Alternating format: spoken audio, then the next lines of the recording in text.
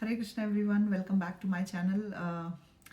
आशा करती हूँ कि आप सब चैनल को सब्सक्राइब कर रहे हैं। अगर आपको वीडियोस पसंद आ रही है तो उन्हें शेयर कर रहे हैं, लाइक कर रहे हैं।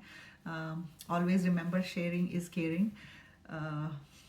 आज हमारी एक छोटी सी कहानी है भगवान के शुद्ध भक्त के बारे में, जो कि बहुत ही सरल भक्त है, जो एक अच्छी क्वालिटी है एक भक्त में जो होती है और हमें जो सीखनी है, ताकि हम भगवान की भक्ति में आगे बढ़ सकें, ताकि हम भगवान को प्रसन्न कर सकें। तो एक बार क्या होता है, एक एक एक एक मंदिर में एक गुरु और एक शिष्य साथ में रहते होते हैं, सेवा करते होते हैं। जो गुरु जी होते हैं वो बहुत वृद्ध होते हैं, बहुत टाइम से भगवान की सेवा कर रहे होते हैं।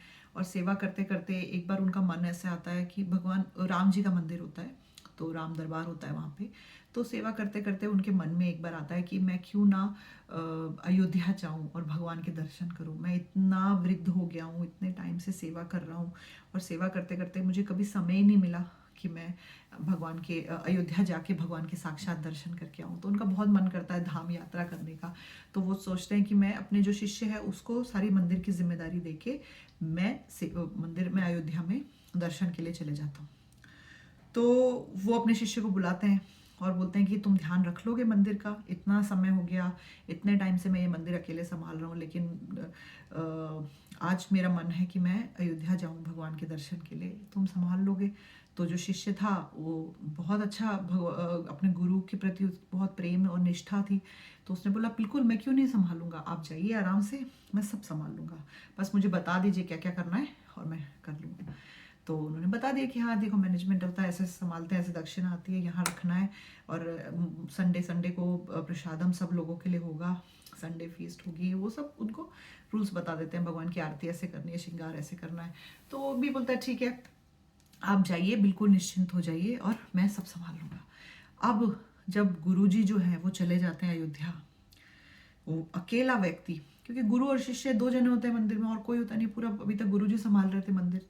छोटा सा मंदिर होता है और इतना फेमस भी नहीं होता है। गांव के आसपास वाले लोग आके कभी दर्शन करने आ गए तो आ गए, ऐसा वो यूजली मंदिर खाली ही रहता है। तो वो सेवा शुरू करता है। अब एक दिन वो अकेला पड़ जाता है। उसको लगता है कि मैं बहुत अच्छे से करना चाहता हूँ ताकि मेरे गुरुजी आए तो खुश हो, प्रसन्न हो मेरी सेवा से, लेकिन वो सोचता है कि मैं अकेले क्या क्या करूँ, मैं मैनेजमेंट कैसे संभालूँ, मैं किचन में भोग कैसे बनाऊँ, मैं भगवान की आरती भी करूँ और मैं फिर सब्जियाँ भी लाऊँ, मैं सब कुछ करूँ, मैं ऐसे कैसे। तो वो क्या करता है, भगवान के अल्टर में जाता है, जो भगवान का जहाँ मंदिर होता है मेन, जो दरबार जहाँ भगवान विराजमान होते हैं। तो वो वहाँ पे जाके सबसे पहले हनुमान जी को पूछता है कि हनुमान जी, सरल भाव होता है उसका, सरल भक्त होता है, उसके मन में ऐसा कोई मतलब सिर्फ ये होता है कि मैं अपने गुरु ने, मेरे गुरु ने मुझे एक आदेश दिया है मंदिर अच्छे से संभालना है, तो मैं कैसे भी करके ये मंदिर अच्छे से संभाल पाऊँ जब तक वो नहीं आते हैं। तो वो अकेले क्योंकि मैनेज नहीं कर पा रहा होता है, तो कहाँ जाए, किससे मदद मांगे। तो एक भक्त दूसरे भक्त के पास जाता है, तो वो खुद इतना अच्छा भक्त होता है, तो वो जाता है हनुमान जी के सामने, खड़ा हो जाता है विग्रह के सामने, बोलता है हनुमान जी देखो, आप वैसे भी कुछ ज़्यादा तो कर नहीं रहे हो, बैठे हो भगवान के चरणों में, क्यों ना थोड़ा बाहर आके सेवा ही कर लो, थोड़ा मेरी मदद कर दो। अब मैं थक जाता हूँ, पहले सब्जी लाता हूँ, फिर खाना बनाता हूँ, भोग बनाता हूँ, फिर भोग लगाता हूँ, फिर आरती करता हूँ, फिर क्लास भी लेता हूँ, फिर सब कुछ करता हूँ, मैं थक जाता हूँ। तो आप जरा थोड़ी देर के लिए बाहर आके बस सब्जी लाने का काम आप कर लो, क्योंकि आप तो फटाफट सब्जी ला सकते हो, आप तो पवन पुत्र हो, पवन से भी तेज गति में आप जाके मेरा काम कर सकते हो। तो मार्केट का सामान अगर आप संभाल लो तो मेरा थोड़ा थोड़ा हेल्प हो जाएगा। तो जब वो हनुमान जी को ऐसे बोलता है कि आप बैठे ही हो, वैसे भी क्या कर रहे हो, थोड़ी मेरी मदद ही कर लो, भक्त तो भक्त कनेक्ट होके बात करता है, तो हनुमान जी भी मन में सोचते हैं कि हाँ चलो ठीक है, इस भक्त की मैं मदद कर दूँ। तो हनुमान जी निकल आते हैं बाहर अल्टर से। अब हनुमान जी उड़ उड़ के जा रहे हैं। अब इमेजिन करिए क्या सीन है, हनुमान जी जा रहे हैं, सब्जियां ला रहे हैं, और उस भक्त के लिए सब कुछ, मार्केट का जो भी सेवा थी हनुमान जी ने संभाल लिया। ठीक है, अब फिर भी उसको जरूरत पड़ रही है, क्योंकि वो अकेला, अब भी उसने शुरू किया सब संभालना, मैनेजमेंट संभालना, लक्ष्मी जो डोनेशन आ रहा है वो रखना, और उसके बाद खाना बनाना, भोग लगाना, उसको बहुत मुश्किल पड़ रही है। तो वो फिर जाता है, फिर वापस क्लास भी होती है, हर संडे वहाँ पे क्लास लेता होता है, कथा प्रवचन सब उसको खुद करना पड़ता है ना, कोई और है नहीं, तो वो फिर वापस जाता है। भगवान अब कहाँ जाए भक्त, भगवान के सिवा और उसका आश्रय क्या है।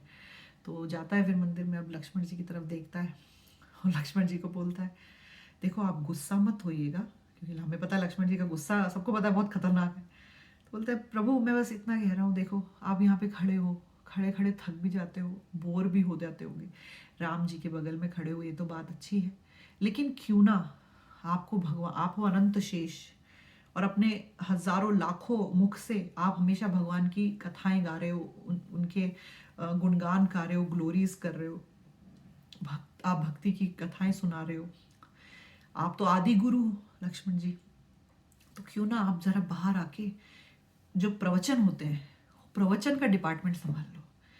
हर संडे जो प्रवचन होते हैं उसमें आप प्रवचन दे दिया करो। अगर आप प्रवचन दे दोगे तो देखो कितने लोग इंस्पायर भी होंगे। अब मैं किचन संभालूं कि मैं भोग संभालूं कि मैं आरती संभालूं कि मैं मैनेजमेंट, बहुत ज़्यादा वो हूँ, थक गया हूँ, नहीं कर पा रहा हूँ, कोशिश कर रहा हूँ। मेरे गुरु ने बोला था अच्छे से सब कुछ संभालना, मेरे गुरु आएंगे तो निराश नहीं होने चाहिए।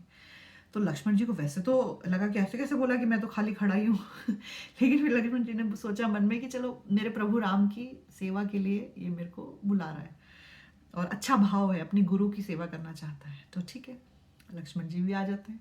अब संडे आप सोचिए क्या बात है, हनुमान जी जा रहे हैं, सब मार्केट से सामान ला रहे हैं उनके लिए, फटाफट प्रवचन ले रहे हैं लक्ष्मण जी। अब जिस मंदिर में अनंत शेष श्री बलराम, श्री बलदेव जी, लक्ष्मण जी स्वयं प्रवचन कर रहे हैं, उस मंदिर में सोचिए सुनने वाले वक्ता जो होंगे कितने बढ़ जाएंगे।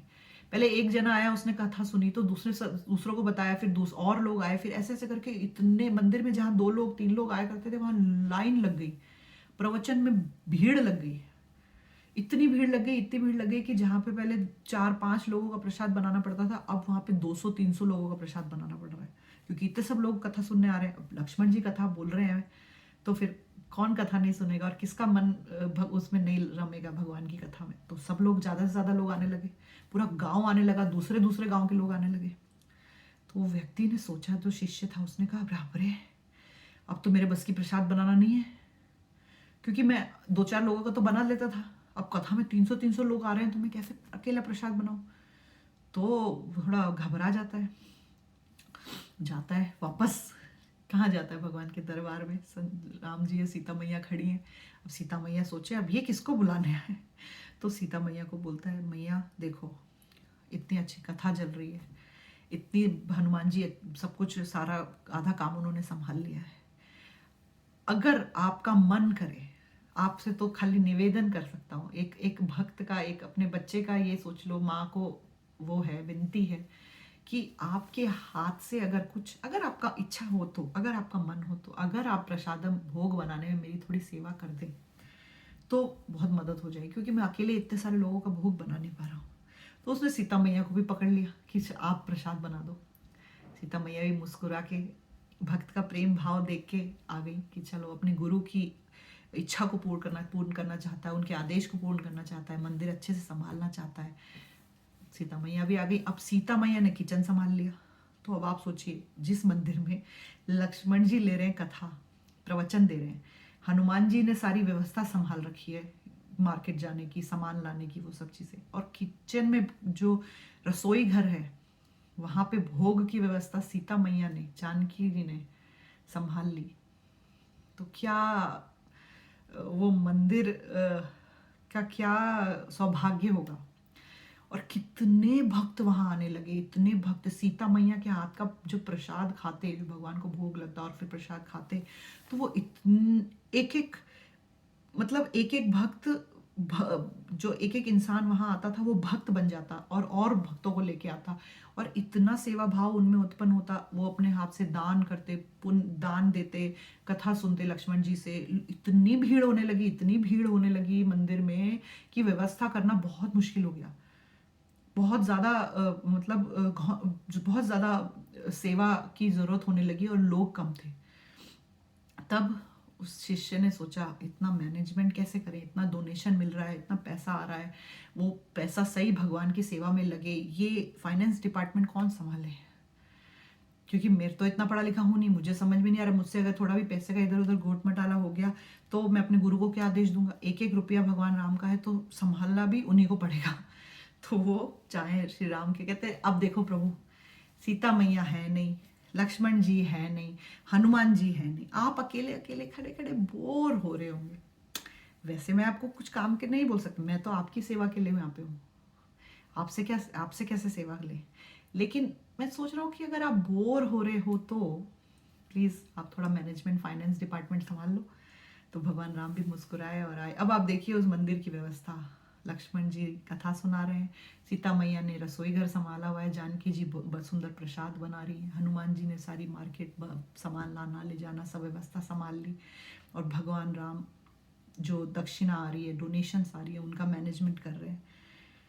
अब मंदिर इतना विख्यात हो गया, बड़ा मंदिर बन गया, डबल स्टोरी कर दी, जो डोनेशन आया प्रॉपर जगह पे यूज कर करके बहुत सुंदर मार्बल लगा दिए, कर्टन्स हो गए, भगवान की मूर्तियों के लिए बहुत सुंदर सुंदर, विग्रहों के लिए बहुत सुंदर कपड़े, बहुत अच्छा एकदम फेमस हो गया मंदिर, पूरे गांव गांव से लोग आने लगे। अब जब गुरुजी के वापस आने का टाइम आया, गुरुजी वापस आए अयोध्या में दर्शन करके और घुसे मंदिर में, तो वो हैरान रह रही, कह रही ये मैं मंदिर जो छोड़ के गया था वही मंदिर है, ये इतना सुंदर मंदिर, मार्बल्स लगे हैं, दीवारें इतनी सुंदर, नीचे इतना चमक रहा है फ्लोर, भगवान के विग्रह इतने सुंदर, ये सब इतना अच्छा इतना सुंदर कैसे, समझ नहीं पाए। बुलाया शिष्य को, शिष्य आया, प्रणाम किया, दंडवत प्रणाम किया, बोले कि गुरुजी देखिए मैंने मंदिर को कोशिश करी संभालने की, और होपफुली आप, आशा करता हूँ कि आपको आपके आदेश को मैं पालन कर पाया। तो वो देखा हर जगह, लेकिन वो देखा जब अल्टर में और जो मंदिर में जो मेन जगह होती है, जो टेम्पल रूम है, वहां पे वो देखे भगवान नहीं है। तो गुरुजी बोले बाकी सब तो बहुत सुंदर कर दिया, लेकिन भगवान कहाँ गए? तो जब उसने बताया कि लक्ष्मण जी प्रवचन ले रहे हैं और सीता मई जानकी जी हमारी रसोई में हैं, और भगवान राम फाइनेंस चश्मा लगा के फाइनेंस संभाल रहे हैं, और हनुमान जी हमारे मार्केट का सामान सब व्यवस्था कर रहे हैं, वो देख के गुरुजी ने उस शिष्य को प्रणाम कर दिया, उसके चरणों में गिर गए और बोले कि जिन ठाकुर जी की दर्शन के लिए, जो श्री राम दरबार के लिए मैं अयोध्या गया था, वो उन भगवान को तुमने तो साक्षात यहाँ बुला लिया। उनके दर्शन के लिए मैं यहाँ से सब कुछ छोड़ के अयोध्या गया, और तुमने तुम्हारे सरल भाव से, तुम्हारी भक्ति से, तुम्हारे प्रेम से, तुम्हारे गुरु के प्रति उनके आदेश को पूर्ण करने के जो तुम्हारी जो निष्ठा थी, उस से प्रभावित होके तो भगवान स्वयं यहाँ आके मंदिर का सारा कारोबार संभाल रहे हैं। तो कहीं जाने की जरूरत ही नहीं है। इस कहानी से हमें ये शिक्षा मिलती है, जहां भक्त और जहां भक्त का सुंदर भाव, वहीं भगवान साक्षात प्रकट होंगे, और आपको आपके साथ आप रेसिप्रोकेशन करेंगे, आपको आपके साथ बात करेंगे, आपको आपके क्वेश्चंस का आंसर देंगे, आपको ढूंढने जाने की जरूरत नहीं है, भगवान सामने ही हैं, अगर हमारे मन में वैसा भाव है तो आशा करती हूँ ये सुंदर कथा आपके जीवन में और प्रेरणा लाएगी और भगवान की भक्ति बढ़ाएगी। हरे कृष्ण।